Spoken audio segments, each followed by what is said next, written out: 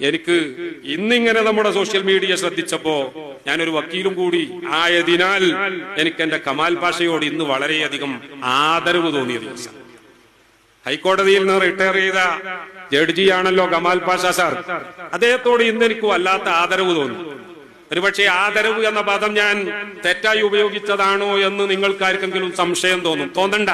ഞാൻ ആദരവ് എന്ന അർത്ഥത്തിന് ഫുൾ അർത്ഥം തന്നെ കൊടുത്തുകൊണ്ടാ പറയും. ഗാന്ധിജിയോ അദ്ദേഹത്തെ ലോകത്തിന് അറിയാമായിരുന്നു.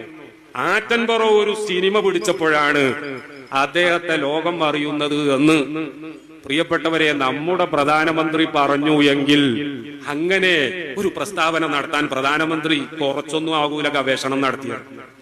എന്നാൽ അതുപോലെ തന്നെ ഒരു ഗവേഷണമാണ് കമാൽ പാഷാജിയിൽ നിന്നുണ്ടായത്. അദ്ദേഹം ഗവേഷണം നടത്തിയിട്ട് ആ ഗവേഷണത്തിന്റെ ഹൈപ്പോത്തിസിസ് അദ്ദേഹം ഒരു പക്ഷേ നേരത്തെ തയ്യാറാക്കിയിട്ടുണ്ടായിരിക്കും. ഏതായാലും പഠനത്തിന്റെ ഫലമായി അദ്ദേഹം പ്രഖ്യാപിക്കുകയുണ്ടായി.